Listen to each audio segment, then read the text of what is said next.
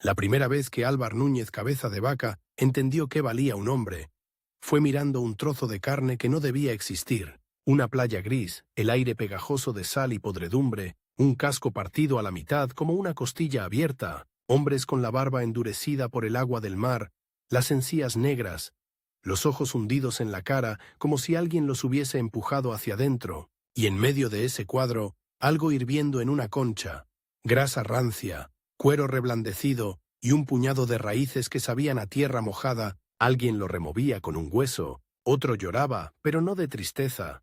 Lloraba de hambre, como un niño. Álvar se obligó a tragar.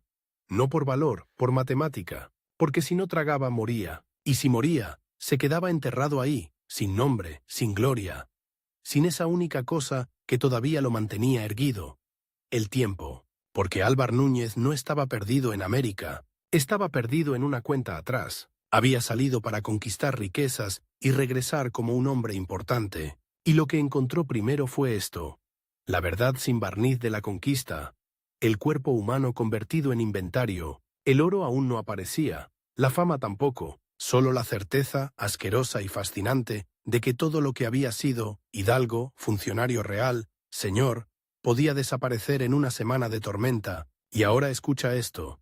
Durante años, cuando por fin pudo hablar y escribir, Álvar contó mucho, pero no lo contó todo. En sus páginas hay silencios como cuchilladas, hay momentos donde mira a otro lado, y en esos huecos, lo que no dice, vive la historia secreta, la verdadera razón por la que sobrevivió y por la que otros, más fuertes, se deshicieron como sal. Para entenderlo hay que volver atrás, mucho atrás, a cuando el hambre aún era una palabra y no un sabor. Álvar Núñez Cabeza de Vaca nació alrededor de 1490 en Jerez de la Frontera, en Andalucía, en una familia de hidalgos. Nobleza menor, suficiente para caminar erguido, insuficiente para dormir tranquilo. La hidalguía era un traje elegante, con los bolsillos vacíos. Vivían con un apellido que pesaba más que sus monedas y con una obsesión heredada: no caer, no fracasar, sino caer socialmente, caer en la irrelevancia, caer en la vergüenza pública, esa muerte lenta donde la gente te mira, como a un hombre que pudo haber sido y no fue. Su apellido, Cabeza de Vaca, venía de una leyenda familiar. Un antepasado habría marcado un paso secreto con una cabeza de vaca para ayudar a un ejército cristiano a sorprender a los musulmanes. Era una historia perfecta para criar niños: astucia, señal, destino, una marca puesta en un lugar exacto, para que otros pasen. Y aquí está el primer secreto. Álvar creció creyendo que su vida era eso: señalar un paso oculto, no necesariamente brillar como un capitán, sino encontrar la grieta en el muro, ver lo que otros no ven. Y si su familia tenía un mito, él iba a construir uno nuevo.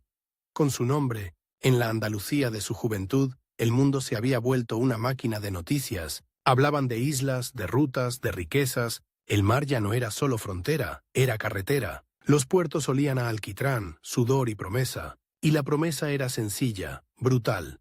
El que cruzaba y regresaba con algo, oro, esclavos, títulos, se convertía en alguien. El que no regresaba era borrado. Álvar aprendió pronto la otra cara de esa promesa: la administración. No todo era espada y estandarte. También era papeleo, cargos, juramentos, cuentas para la corona. Había que medir, registrar, recaudar, y ahí encontró su primera puerta.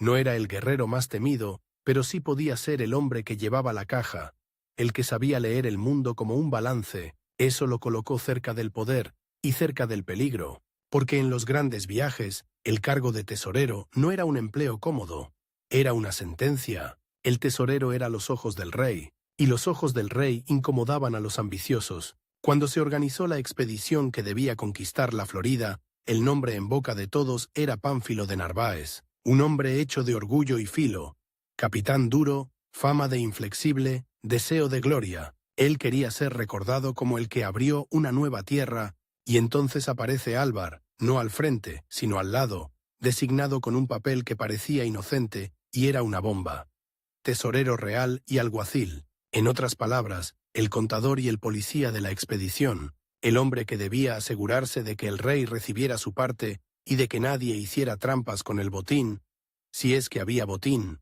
Ahí nace el conflicto central de esta historia. Una rivalidad que no empieza con un duelo de espadas, sino con una mirada fría sobre un documento. Narváez quería el relato heroico. Yo mando, yo conquisto, yo descubro. Álvar llevaba la tarea humillante y letal: registrar, fiscalizar, recordar las reglas. Narváez soñaba con el oro. Álvar cargaba con la obligación de demostrar resultados en un plazo. Porque sí, había un reloj, no solo el reloj del hambre, el reloj político. Un viaje sin riqueza era una ruina, un viaje sin resultados era una vergüenza. Y la corona, que financiaba y autorizaba, no tenía paciencia infinita. El contrato implícito era claro: regresas con tierras, riqueza, noticias útiles, o regresas como un fracasado. Si regresas. Álvar subió a los barcos con una misión doble: sobrevivir y volver con un informe que justificara la empresa. Y en esa doble misión hay otra cosa escondida. El miedo a volver con las manos vacías era tan grande que podía empujar a un hombre a mentir o a callar. La expedición partió en 1527 y llegó al Caribe. Desde ahí, como tantas empresas de la época, empezó a pudrirse por dentro incluso antes de tocar el continente. Retrasos, enfermedades, desobediencias, pérdidas. En ese caldo, Narváez se afirmaba como mando absoluto, y Álvar quedaba en esa posición incómoda del hombre que anota, el que pregunta, el que advierte. Imagina la tensión: un capitán que quiere decisiones rápidas y duras, y un funcionario real que sabe que cada decisión puede convertirse en acusación futura. ¿Por qué tomaste esta ruta? ¿Dónde está el botín? ¿Quién autorizó este castigo? En el ambiente flotaba una certeza: si todo salía bien, Narváez sería un héroe.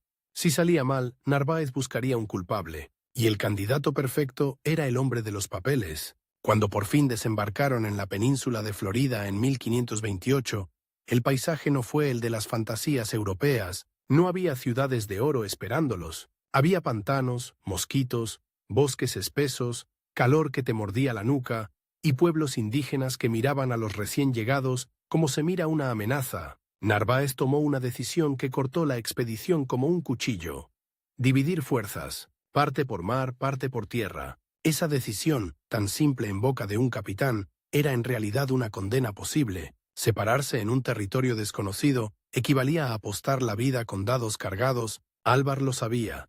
Y aquí se ve su carácter real.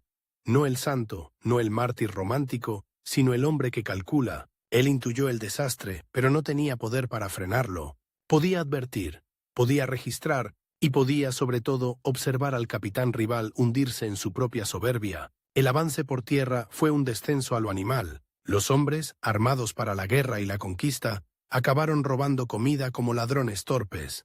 Maíz, frijoles, lo que encontraran. Hostigaron aldeas, tomaron rehenes. Cada saco de alimento robado era un enemigo nuevo. Cada paso los metía en un territorio más hostil, y con cada día sin tesoros, la mente de Narváez se endurecía. Más adelante, prometía; más adentro, exigía. No podía admitir lo obvio: que quizá había perseguido una sombra. Ahí está el primer gran giro emocional. El conquistador, que se suponía depredador, empezó a convertirse en presa, no de un ejército organizado, sino de algo peor. El terreno, el clima, la distancia, la falta de comida. La naturaleza no negocia, no se impresiona con banderas. Los españoles comenzaron a caer enfermos, heridas que no cerraban, pies deshechos, fiebres, y sobre todo hambre. Hambre que vuelve a los hombres crueles por necesidad y estúpidos por desesperación. Llegó un punto en que ya no caminaban hacia un objetivo, caminaban para no detenerse, porque detenerse era morir allí. Narváez, acorralado por la realidad, cometió otra apuesta desesperada: construir embarcaciones improvisadas para huir por la costa. Lo que tenían no eran barcos, eran ataúdes flotantes hechos con madera verde, clavos arrancados, telas convertidas en velas, caballos, sacrificados para usar su piel y su grasa como sellador. Sí, caballos. Animales que en Europa eran símbolo de poder.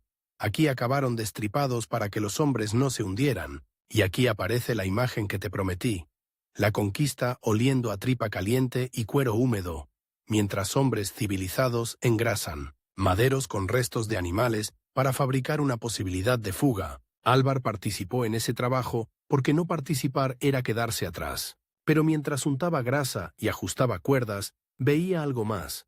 El liderazgo de Narváez ya no era liderazgo, era una negación. Narváez seguía comportándose como si el mundo debiera obedecerle, y entonces el mar hizo lo que hace el mar. Recordó a todos quién manda. Las embarcaciones salieron, rotas desde su nacimiento, empujadas por la desesperación, y una tormenta las desmembró. No fue una batalla épica, fue un aplastamiento lento y total, agua entrando por cada rendija, gente tirando cosas por la borda para aligerar, raciones desapareciendo, hombres rezando con los labios agrietados, y el capitán rival, Narváez, separado. La última imagen que queda de él es casi teatral. Un hombre que se aleja en una embarcación, prometiendo reunirse, como si las palabras pudieran coser el mar. Después, nada, Narváez desaparece, y con su desaparición, el conflicto cambia de forma. El rival ya no está frente a Álvar. Ahora está dentro de la historia, como un fantasma que lo perseguirá en cada página. ¿Quién fue el responsable? ¿Quién sobrevivió? ¿Quién contará lo ocurrido? Los pocos que no murieron ahogados llegaron a una costa que hoy asociamos con el Golfo.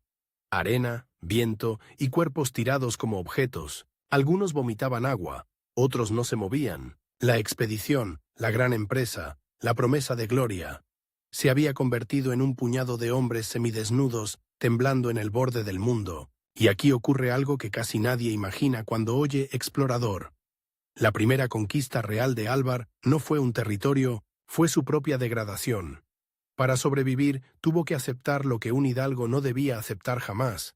Depender de otros, pedir, obedecer, humillarse. Los indígenas, a quienes los españoles habían tratado como obstáculos, se convirtieron, según el lugar y el grupo, en salvación o amenaza. Hubo ayuda y hubo cautiverio, hubo intercambio y hubo violencia, pero la regla era una.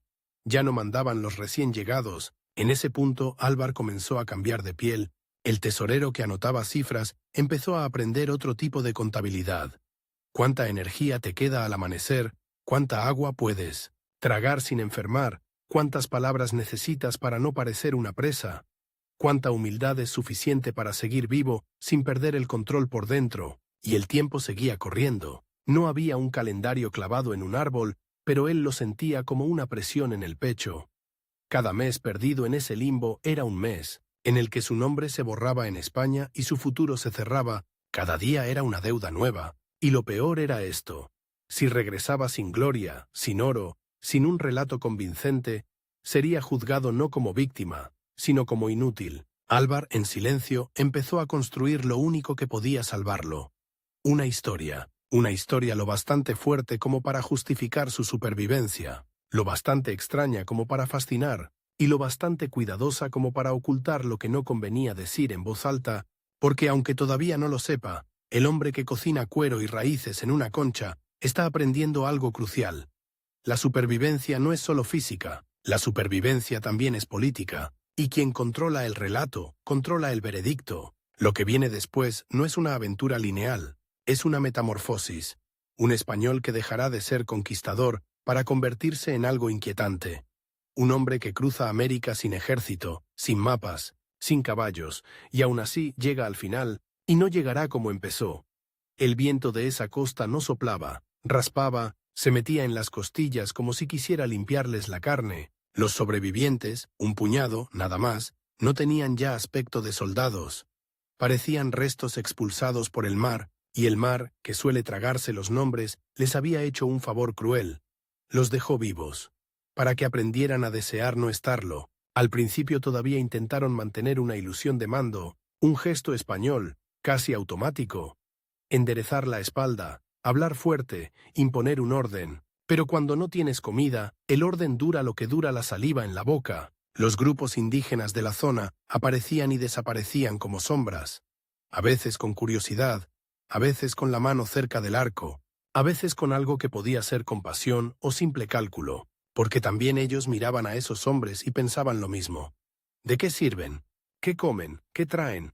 ¿Son peligrosos o son mercancía? Y entonces empieza la parte de la historia que Álvar contó con cuidado, como quien rodea un charco oscuro sin querer mirarlo, porque hay un instante en el que el europeo deja de ser descubridor y se convierte en objeto. Los capturaron, no como se captura a un enemigo honorable, sino como se captura una rareza que ha aparecido en la playa.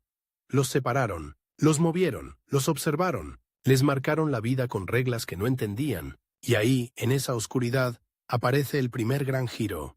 El tesorero real, el hombre de la corona, aprende que el poder ya no está en el acero, sino en el estómago. El que tiene comida manda.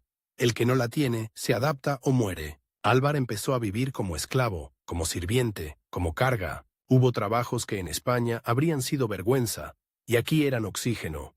Cargar leña, recoger raíces, pescar con instrumentos ajenos, moverse cuando le ordenaban, callar cuando le convenía. La lengua española empezó a ser inútil, las palabras se le volvían piedras en la boca, y sin embargo su mente seguía funcionando como siempre. Contando, midiendo, buscando salida. Lo que no sabía aún era que la salida no sería un golpe heroico, sino una transformación lenta, casi repugnante, la de un hombre que aprende a sobrevivir haciendo de sí mismo una herramienta. Con él sobrevivieron otros 3, cada uno con su propia sombra. Andrés Dorantes, Alonso del Castillo y Estebanico, un africano esclavizado, que terminaría siendo una de las presencias más inquietantes y decisivas de todo el viaje. Si el relato de Álvar se siente a veces como una cuerda tirante, es porque él nunca pudo olvidar una verdad incómoda.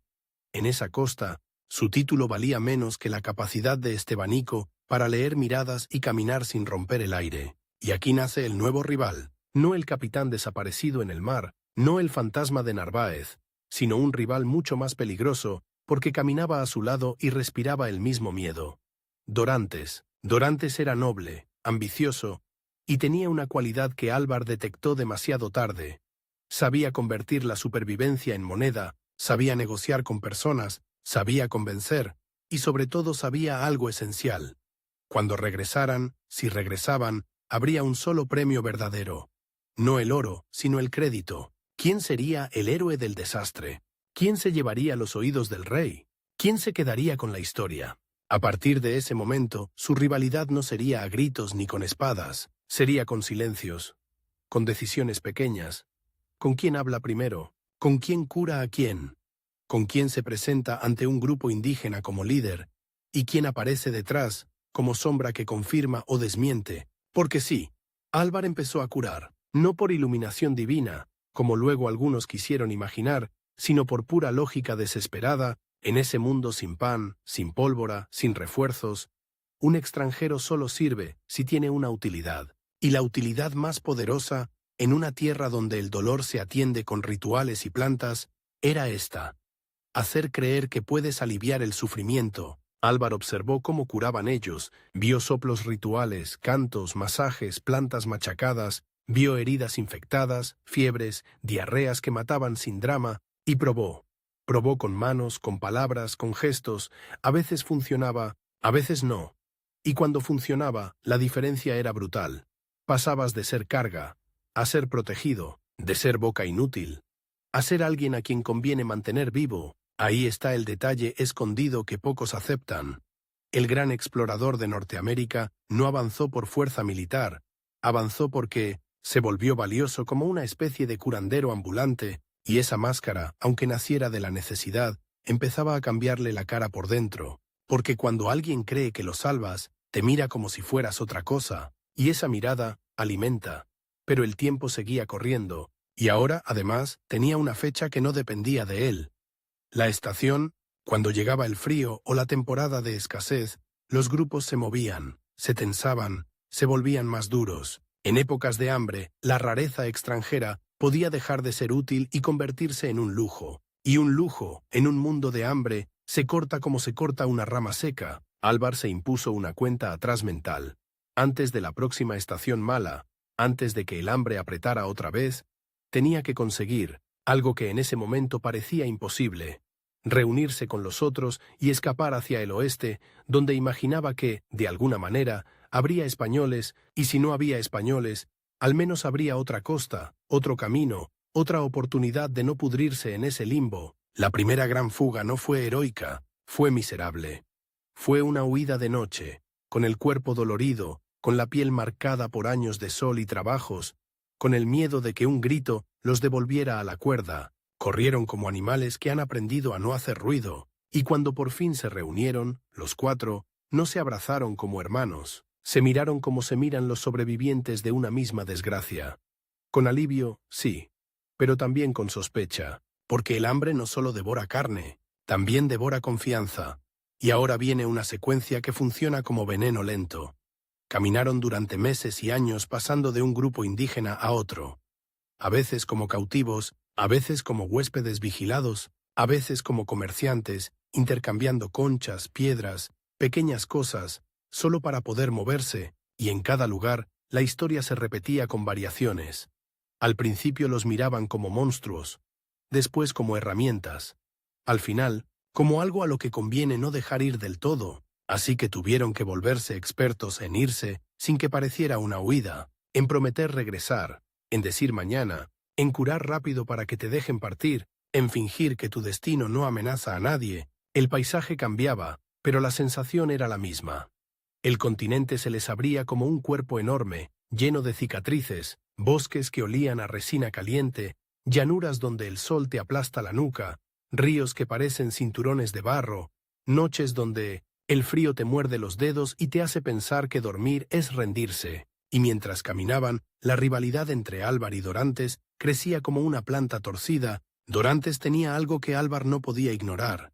Estebanico estaba ligado a él por la esclavitud. Eso, en un mundo europeo, era poder, pero en ese mundo americano, ese poder era una cuerda frágil, porque Estebanico, con su lengua rápida y su capacidad de comprender señales, se volvía indispensable para todos. Y lo que es indispensable, empieza a elegir. Álvar lo veía. Y ahí nace un miedo nuevo, que Dorantes regresara a tierras españolas y dijera, con voz firme, que él había liderado, que él había negociado, que él había sobrevivido por su ingenio, y que Álvar, el tesorero, solo había estado. Álvar no podía permitirlo.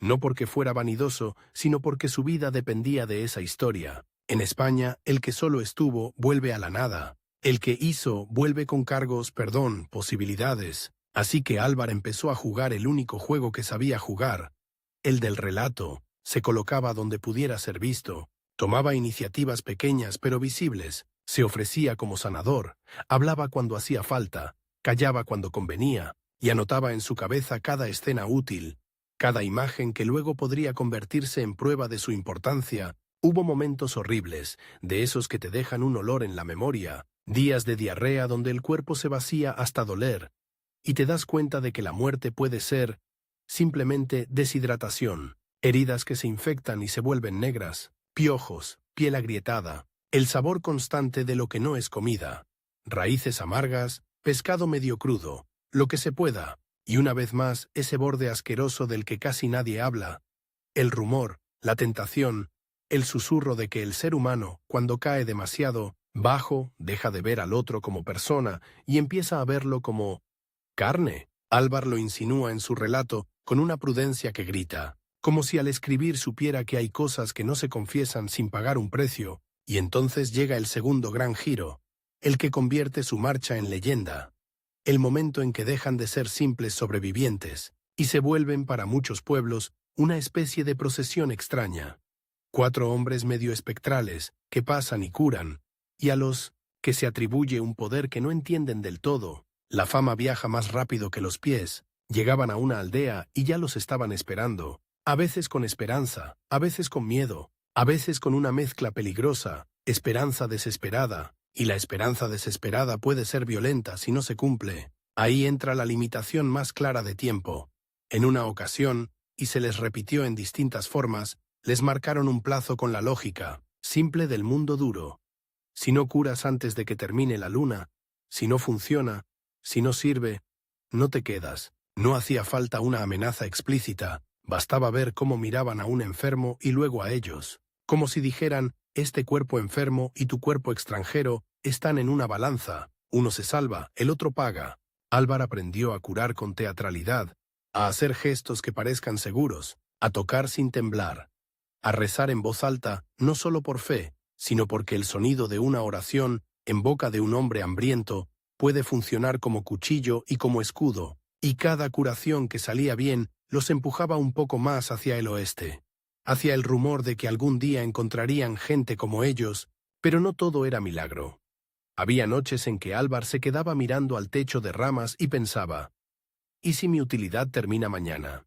Porque esa era la verdad, su valor dependía de un resultado, y su rival, Dorantes, lo sabía. Por eso Dorantes buscaba siempre aparecer como el intermediario, como el jefe. Si el grupo indígena se convencía de que Dorantes manda, Dorantes ganaba puntos invisibles para el futuro juicio en España. El tercer giro llega cuando empiezan a encontrar señales, no de ciudades de oro, de españoles, huellas, un objeto metálico, un rumor, una palabra prestada, historias de hombres barbudos que habían pasado por otra ruta. Cada señal era una promesa, y también una amenaza, porque si los españoles aparecían, el mundo volvía a cambiar de reglas, y con las reglas nuevas volvía el viejo peligro. Tribunales, culpas, responsabilidades. Álvar no solo quería volver a los suyos, quería volver con ventaja, con una narrativa donde él no fuera un fracasado rescatado, sino un superviviente excepcional, un hombre que había cruzado un infierno y traía noticias valiosas. Y aquí viene uno de los twists más incómodos. Cuanto más cerca estaban de los españoles, más inseguros se volvían, porque los indígenas que los habían alimentado y temido durante años empezaban a mirarlos como a una puerta abierta por la que puede entrar una tormenta. Algunas personas los seguían en procesión, otras los evitaban. Y Álvar, que ya había aprendido a escuchar el miedo ajeno, entendió algo terrible. Su regreso podía significar la desgracia de quienes lo habían mantenido vivo. Esa culpa o esa incomodidad no lo detuvo, pero lo volvió más complejo. Ya no era el hidalgo ingenuo, ya no era el funcionario que cree que todo se arregla con papeles. Era un hombre que había visto el poder desnudo en manos de cualquiera. La última parte de esta sección termina con un sabor metálico. Cuando finalmente aparecen españoles al norte de México, no hay música triunfal, hay choque. Hay un instante de silencio en el que esos 4 hombres, casi irreconocibles, se miran entre sí como diciendo, «Cuidado, aquí también se muere», porque el rival verdadero no era solo Dorantes. El rival verdadero era el juicio del mundo que los había creado, un mundo que exige héroes perfectos y castiga a los que regresan manchados, y ellos regresaban manchados de todo. Hambre, barro, silencio, y una historia que todavía no sabía cómo ser contada sin explotar. Cuando por fin vieron españoles, no sintieron salvación, sintieron vergüenza y miedo, porque un hombre puede acostumbrarse a dormir con el estómago vacío y aún así temblar ante una pregunta simple. ¿Quién eres? Los 4 parecían espectros, piel curtida, ojos demasiado atentos, ropa improvisada, un olor a humo viejo y sudor seco. Y aún así, en cuanto hablaron en castellano, el mundo cambió de golpe. De repente existían leyes otra vez, jerarquías, papeles, acusaciones. Volvieron a ser piezas dentro de una máquina, y esa máquina tenía memoria y dientes. Los españoles los miraron como se mira a alguien que trae mala suerte. No era solo asombro, era incomodidad, porque su existencia era una bofetada al relato heroico de la conquista. Ellos no regresaban con oro ni con cadenas, regresaban con un cuerpo que parecía decir, esto es lo que pasa cuando el continente no se deja. Álvar lo entendió en el acto. Si dejaba que otros contaran su historia, lo convertirían en un pobre diablo rescatado, en un accidente viviente, y él necesitaba lo contrario. Necesitaba ser autor, no sobreviviente. Necesitaba transformar años de humillación en capital político. Ahí empieza su verdadera obra. De camino hacia los centros españoles, cada paso era una negociación. Los soldados querían detalles morbosos. Querían saber si habían comido cosas indecibles, si habían sido salvajes. Algunos se reían. Otros los interrogaban con una curiosidad fría. Álvar respondía con precisión, pero también con una vigilancia casi paranoica. Cada frase podía volverse una soga. Dorantes, por su lado, jugaba a lo suyo. Colocarse como líder natural, como el hombre práctico que mantuvo con vida al grupo, y Estebanico, silencioso a ratos, parecía absorberlo todo. No era un testigo pasivo, era un espejo incómodo. Recordaba, con solo estar ahí, que la supervivencia de los nobles había dependido muchas veces de alguien, a quien Europa ni siquiera quería mirar como igual, y entonces aparece el primer gran twist de esta etapa. El regreso no los unió, los separó. Cuando el mundo español empezó a envolverlos otra vez, con ropa decente, comida, habitaciones, promesas, cada uno buscó su propio beneficio, era inevitable. Habían pasado años viviendo con la lógica del hoy, ahora volvía la lógica del mañana. Recompensas, cargos, prestigio. Dorantes pidió premios. Quería su parte de la leyenda. Quería hablar primero. Quería, sobre todo, apropiarse del valor de Estebanico como su hombre, su prueba viviente de liderazgo. Álvar, en cambio, entendía que el premio verdadero no era un saco de monedas. Era un puesto, una segunda oportunidad, un regreso no al hogar, sino a la cima, porque su apellido no estaba hecho para quedarse callado en una esquina. Y ahí entra el reloj otra vez, el reloj político más cruel que el hambre. Los rumores vuelan, las versiones se multiplican. Si no fijaba su versión pronto, otro lo haría por él. Álvar se apresuró a escribir, no como quien hace memoria, sino como quien fabrica una llave. Su relato no es solo narración, es defensa, es acusación indirecta, es propaganda disfrazada de testimonio, y en esa escritura hay lo escondido que querías. El arte de decir la verdad de forma que te favorezca, y de callar lo suficiente para que nadie pueda clavarte un cuchillo legal, porque hay cosas que un hombre puede contar y salir con honra, y otras cosas que, si las cuentas, te conviertes en monstruo o en culpable. Así que Álvar hace algo genial y perturbador. Convierte el horror en lección. Donde otros verían degradación, él escribe experiencia. Donde otros verían fracaso, él escribe providencia, prueba, misión, y además introduce un elemento peligrosísimo para su tiempo. Describe a muchos pueblos indígenas no solo como enemigos, sino como seres humanos completos, con reglas, con sufrimientos, con inteligencia. No es una idealización, es otra cosa más afilada. Es reconocer que la violencia española no siempre fue necesaria, es insinuar, sin decirlo del todo, que los propios españoles se comportaron como bestias, y que el continente respondió, eso incomodaba, y precisamente por eso era poderoso. Su relato no era el típico canto de victoria, sino una historia que nadie podía ignorar. La corona, que siempre quiere utilidad, vio en Álvar una herramienta extraña. Un hombre que había caminado por territorios inmensos, que podía hablar de rutas, de pueblos, de ríos, de distancias, de supervivencia, y sobre todo un hombre que había demostrado lo impensable. Resistencia, así que lo premian con algo que suena a gloria, y en realidad es una trampa de lujo. Un mando, una gobernación, una misión nueva. Lo mandan al sur, al Río de la Plata, como adelantado y gobernador. En otras palabras, toma, dirige, ordena, y esta vez trae resultados, y aquí está la nueva cuenta atrás, la más clara.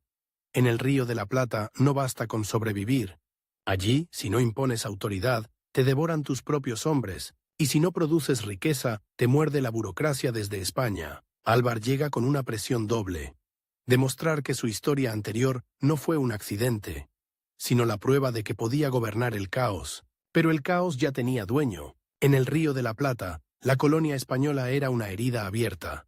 Hambre, aislamiento, promesas rotas, conflictos internos, había mandos locales, redes de lealtad y un hombre que se había convertido en el centro real del poder.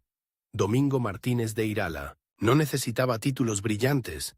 Tenía lo más importante en un territorio lejano, hombres que le obedecían. Irala era el tipo de rival que destruye carreras sin levantar la voz. Conocía la tierra, conocía a los suyos, conocía los trucos de supervivencia colonial, repartir botín, tolerar ciertos abusos, prometer expediciones, mantener la tropa ocupada y hambrienta de esperanza. Era un político de frontera, y la frontera, por definición, premia al que se adapta más rápido, no al que llega con leyes. Álvar desembarcó con autoridad real, sí, pero la autoridad en un lugar remoto se parece a una carta en una botella.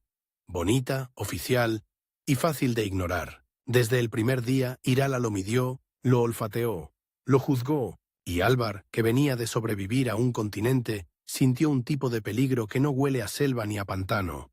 Huele a sonrisas, porque Irala no iba a atacarlo de frente. Iba a convertirlo en un extranjero dentro de su propio cargo, iba a hacer que cada orden de Álvar sonara imposible, poco práctica, peligrosa, iba a murmurar en los oídos correctos. Este hombre no conoce la realidad de aquí, y esa frase, en una colonia hambrienta, mata más rápido que una espada. Álvar intentó gobernar como creía que debía hacerlo un representante del rey, imponer disciplina, limitar abusos, ordenar expediciones, con control, reducir el saqueo indiscriminado, proteger, hasta donde podía, ciertas reglas de trato, y aquí viene el twist moral más duro. El hombre que había sobrevivido gracias a la ayuda y al miedo de los pueblos indígenas, ahora tenía que administrar un sistema que, por su propia naturaleza, tendía a triturarlos. Quiso corregir, quiso regular, quiso civilizar la barbarie española, pero la colonia no era un salón de audiencias, era un lugar donde el hambre decide la ética. Irala y su red le lanzaron el arma perfecta, la necesidad. Necesitamos mano de obra, necesitamos alimento, necesitamos mujeres, necesitamos expediciones. Cada necesitamos era una grieta por la que se colaba la realidad sucia del asentamiento, y Álvar, que sabía lo que era no tener comida, entendía el peligro. Si se ponía demasiado rígido, lo verían como un enemigo de los suyos. Si cedía demasiado, traicionaría la imagen que había construido de sí mismo como hombre de experiencia, de humanidad aprendida a golpes, y el tiempo otra vez lo perseguía, porque no tenía años infinitos para reformar nada, tenía que dar resultados a la corona pronto, rutas, alianzas, expansión, estabilidad. En la frontera, el éxito se mide rápido y con sangre, así que decide algo que parece genial y que en realidad es su condena. Ponerse en marcha, liderar una gran marcha tierra adentro hacia Asunción, no por capricho, sino para demostrar mando, para reconectar territorios, para exhibirse ante sus hombres como el líder capaz de hacer lo que otros no hicieron. Aquí el narrador se vuelve oscuro. Álvar repite, sin querer, la estructura de su destino. Otra vez una marcha, otra vez el barro, otra vez la tensión de depender de rutas inciertas, pero con una diferencia esencial. Ahora no es un sobreviviente sin poder, ahora es el poder, y por eso cada paso produce enemigos. La marcha fue dura, agotadora, llena de fricciones. No era solo logística, era teatro político. Los hombres observaban cómo sufría, cómo decidía, cómo reaccionaba al hambre y al cansancio. Irala, desde la sombra o a través de sus aliados, convertía cualquier error en munición, un retraso, una enfermedad, una orden mal entendida. Todo se volvía prueba de que Álvar no servía, y cuando llegan y se instala, Álvar hace algo que, en términos de poder local, es casi un suicidio. Intenta cortar ciertos abusos y reordenar el reparto de beneficios. Ahí estalla el conflicto central. Irala no compite por un título, compite por el control real del sistema de recompensas. Si Álvar cambia las reglas, Irala pierde su herramienta de mando. La rivalidad se convierte en guerra fría. Rumores, cartas, testigos comprados, acusaciones de tiranía. Que si Álvar castiga demasiado, que si Álvar protege a quien no debe, que si Álvar quiere ser rey en una tierra donde nadie acepta otro rey que el hambre. Y en medio de eso, Álvar comete un error humano. Cree que su autoridad formal bastará, cree que su experiencia anterior lo protege, pero su experiencia en Norteamérica fue una lucha contra la naturaleza y el azar. Aquí lucha contra algo peor, la ambición organizada. Llega entonces el giro que golpea como una piedra en la boca. Los propios españoles se levantan contra él, no como una rebelión épica, sino como un golpe sucio, administrativo y violento a la vez. Lo detienen, lo acusan, lo humillan, lo tratan como si fuera un obstáculo que hay que apartar para que el sistema siga funcionando. Imagínalo. El hombre que caminó medio continente descalzo, el hombre que se hizo imprescindible entre pueblos extraños, ahora está encerrado por los suyos, y no por falta de valor, sino por exceso de amenaza. Su intento de ordenar el caos pone en peligro demasiados intereses. Irala, el rival, gana sin necesidad de matarlo, porque matarlo lo habría convertido en mártir. Mejor reducirlo a algo peor, a un derrotado, a un hombre equivocado, a un funcionario que no entendió la frontera. Lo envían de vuelta a España para juicio, y Álvar, que ya conoce los mares y los tribunales del destino, entiende el significado real. Puede perderlo todo: nombre, cargo, credibilidad, el relato. Y aquí está el punto más inquietante. Su mayor talento, sobrevivir, ya no bastaba. Ahora necesitaba sobrevivir a la narrativa de otros. En el viaje de regreso, con el cuerpo envejecido por años de golpes, Álvar vuelve a esa forma de pensamiento que lo salvó en la playa. Matemática. ¿Qué debe decir? ¿A quién? ¿Cómo? ¿Qué pruebas necesita? ¿Qué silencios conviene mantener? Porque Irala no solo lo ha derrotado en el territorio, Irala ha intentado robarle lo único que le quedaba: el derecho a ser recordado como el hombre que supo mandar. Álvar llega a España con una mezcla de cansancio y rabia, y allí, en el centro de la máquina, juega su última carta de esta etapa. Su pluma, su reputación de superviviente y la atención que su historia todavía provoca, se defiende, argumenta, presenta su versión, señala abusos, pide justicia, pero incluso si consigue limpiar parte de su nombre, una cosa queda clara. Su vida ya no puede ser solo aventura, se ha convertido en un ejemplo peligroso, un hombre que vio demasiadas cosas, que aprendió demasiado, que vuelve con ideas que rozan lo intolerable para muchos, que la conquista, sin control, se convierte en una enfermedad, que el poder sin límites devora a sus propios hombres, que el nuevo mundo puede tragarse a cualquiera, incluso a quien trae papeles del rey, y en ese punto la tensión no baja, cambia de forma. Ya no es la tensión del hambre y la intemperie, es la tensión del juicio, del prestigio, de la memoria. Es la tensión de saber que un rival, incluso a distancia, puede seguir reescribiéndote. Álvar Núñez Cabeza de Vaca, el explorador, logró lo que parecía imposible: atravesar territorios inmensos y regresar. Pero el hombre público, el gobernador, descubrió algo más. A veces el enemigo más letal no está fuera, sino dentro de tu propia bandera. En España el aire no olía a sal podrida ni a cuero hervido, olía a cera, a lana limpia, a tinta fresca, y sin embargo, para Álvar Núñez Cabeza de Vaca, ese olor era casi más peligroso que el pantano, porque aquí no te mataba un mosquito ni una tormenta. Aquí te mataba una frase bien puesta, una firma en el margen correcto, un testimonio, repetido por bocas que no habían pisado barro. El regreso no fue un final, fue un segundo naufragio, solo que con paredes. Álvar compareció ante la maquinaria del juicio como un hombre que ya conocía el hambre, y por eso le tenía más miedo al descrédito. Había sobrevivido a años de intemperie, sí, pero la vergüenza pública era otra cosa. No se cura con raíces, no se negocia con cantos, no se atraviesa caminando. La vergüenza te pega a la piel y te acompaña a la tumba. Su rival, Irala, había ganado lo que en la frontera vale más que un título: el control del relato local. Desde allá, sus aliados podían describir a Álvar como tirano, como imprudente, como un idealista fuera de lugar, y en España, donde muchos jamás habían visto un mapa que no fuera dibujo, esa versión tenía una ventaja obscena. Era fácil de creer. ¿Un gobernador demasiado duro? Creíble. ¿Un gobernador demasiado blando con los indígenas? También creíble. Con un poco de veneno, cualquier perfil se vuelve monstruo, así que Álvar hizo lo que había aprendido a hacer en la playa.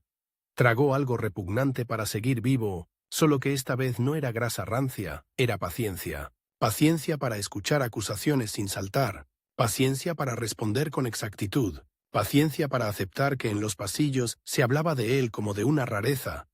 El que volvió andando, el que dice que curaba, el que estuvo perdido entre indios. La palabra indios allí sonaba como una mancha en la ropa, y esa era la trampa. Su mayor mérito podía ser usado como su mayor deshonra. Por eso su defensa fue quirúrgica. No solo negó cargos, reencuadró su vida como servicio, presentó su experiencia como conocimiento útil, y sobre todo insistió, sin decirlo en voz alta, en que si él había sobrevivido donde otros desaparecieron, era porque tenía algo que el imperio necesitaba: capacidad de leer lo desconocido sin romperse. Pero incluso cuando el proceso se fue resolviendo y su castigo no lo aniquiló por completo, su victoria fue amarga, porque la marca ya estaba ahí. Ya no era el futuro brillante, era el hombre del que se habla con una mezcla de fascinación y desconfianza, el superviviente que regresa con los ojos diferentes, y esos ojos diferentes, en la corte, no siempre son bienvenidos. Aquí llega otro giro silencioso. El tiempo, que antes lo perseguía como hambre, ahora lo perseguía como edad. El cuerpo le recordaba que no era inmortal. El cansancio no se iba con una noche de cama buena. Había dolores que se habían quedado a vivir en él desde América, como huéspedes sin intención de marcharse. Entonces, ¿qué le quedaba? Le quedaba la única tierra que nadie podía arrebatarle sin matarlo: la memoria escrita. El texto, el relato que podía permanecer incluso si su carrera se apagaba, y ahí está el núcleo de lo escondido. Álvar entendió que su verdadera conquista no era Florida, ni el Río de la Plata, ni una ruta. Su verdadera conquista era la posteridad, así que volvió una y otra vez a sus páginas, a ese relato de caminatas, de curaciones, de cuerpos rotos, de pueblos encontrados, lo pulió como se pule una arma, porque sabía que, si en vida podían juzgarlo, en la muerte lo juzgarían con más tranquilidad todavía, y en ese juicio final solo contarían los documentos. Pero también sabía otra cosa, que el documento podía ser una máscara, por eso hay silencios. Y en esos silencios vive la parte más inquietante de la historia. No es que invente todo, es peor, selecciona, mueve el foco, enciende una escena y apaga otra. El horror aparece, pero nunca de forma que lo convierta en culpable sin remedio. La compasión hacia algunos indígenas se siente auténtica, sí, pero también útil, porque lo convierte en algo raro, casi moderno, casi excepcional. Y ser excepcional era su salvación. La corte española y el mundo imperial estaban acostumbrados a relatos que sonaban a victoria. Álvar ofrecía algo diferente, un relato que olía a verdad, a lodo, a sufrimiento. La gente no podía dejar de escucharlo, era como mirar una herida. Y ahí, sin que él lo proclamara, se volvió otra cosa. Un testigo incómodo del lado oscuro de la expansión, un hombre que mostraba que la conquista no era solo banderas. También era hambre, error, crueldad, descontrol, y a veces humanidad, inesperada en quienes se suponía que no la tenían. Con el tiempo su figura se fue convirtiendo en un espejo. Los idealistas veían en él al hombre que aprendió respeto, los pragmáticos veían al superviviente útil, los cínicos veían al oportunista que supo vender su desastre, y quizás todos tenían una parte de razón, porque Álvar no fue un santo, fue un hombre moldeado por el miedo, por la necesidad y por la ambición, y ahora viene el tramo final de su vida, donde el drama no está en una tormenta, sino en algo más sutil, la irrelevancia. En sus últimos años, Álvar ya no podía volver a caminar continentes, la corte seguía girando, los cargos cambiaban, los intereses nuevos reemplazaban los antiguos, América producía más noticias, otros capitanes traían otras historias, más limpias, más útiles para propaganda. Su leyenda, por grande que fuera, competía con el ruido de un imperio, y sin embargo, su caso seguía siendo una advertencia, porque en su historia había una frase no escrita que muchos podían leer entre líneas. El nuevo mundo no solo se conquista, también te conquista a ti. Álvar envejeció con esa idea clavada como astilla. Hay una imagen que me gusta imaginar, no porque sea bonita, sino porque duele. Álvar en una habitación española, con el invierno, apretando afuera, escuchando una chimenea, tocándose la muñeca como si buscara un pulso antiguo. En su mente todavía está el sonido del mar rompiendo sus embarcaciones, todavía están los pasos nocturnos huyendo de una aldea, todavía está el peso de un cuerpo enfermo al que intentó curar con sus manos y con su fe, y todavía está Irala.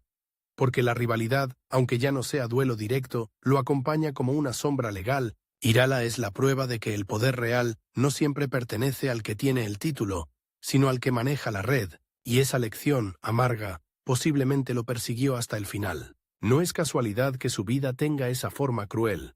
Sobrevivió a la naturaleza, pero fue derrotado por la política de los suyos. Aquí entra el último twist, el más íntimo. ¿Y si al final la derrota también le sirvió? Porque si Álvar hubiese triunfado como gobernador impecable, quizás hoy sería solo un nombre en una lista de administradores coloniales, un funcionario más, un engranaje. Pero al fracasar, al caer en desgracia, se vio obligado a aferrarse a su relato, a su singularidad. Y eso lo convirtió en algo más raro. Una voz. Con los años, esa voz empezó a hacer un trabajo silencioso que él quizá no planeó del todo. Abrió grietas en el mito, su manera de describir pueblos, rutas, costumbres, miedos, hambre, intercambios. Dejó una de las primeras grandes miradas europeas, extensa y personal, sobre enormes zonas de Norteamérica, no como inventario de tesoros, sino como mapa humano, y por eso su relato sobrevivió, porque no prometía oro, prometía comprensión, y la comprensión, en épocas de brutalidad, es un escándalo. Pero no nos engañemos, esa comprensión no es pura, está mezclada con la necesidad, con el cálculo, con el deseo de quedar bien ante la corona, con la urgencia de probar que su supervivencia fue mérito, no accidente. Ese es el núcleo escondido de su biografía. Álvar no solo caminó para salvar su cuerpo, caminó para salvar su nombre, y por eso su historia tiene esa energía que atrapa. Porque en el fondo no es solo una aventura, es una pelea por identidad. En torno a 1559, Álvar Núñez Cabeza de Vaca muere en España, y su muerte no tuvo el estruendo de una batalla, fue un final casi silencioso, como si el mundo hubiese decidido que ya había hecho suficiente ruido, pero los finales silenciosos a veces son trampas. No significan que algo se apague, significan que se vuelve eco. Desde entonces, su figura ha sido usada de mil maneras, como símbolo de resistencia, como testimonio temprano, como pieza incómoda en el rompecabezas de la conquista. Y aquí está la última imagen, la que cierra el círculo con ese primer trozo de carne imposible. Un hombre que salió creyendo que la grandeza se medía en oro y en banderas, termina siendo recordado por algo que no brilla, por haber vivido lo suficiente como para contar el precio real del brillo, y si hoy su nombre sigue respirando, no es porque ganara todas sus batallas, es porque sobrevivió a la peor de ellas, la batalla por el relato, porque al final, Álvar Núñez Cabeza de Vaca hizo lo que su apellido prometía desde aquella vieja leyenda familiar. No fue siempre el que mandó el ejército, fue el que señaló el paso oculto, solo que el paso oculto no llevaba a un tesoro, llevaba a una verdad que todavía incomoda,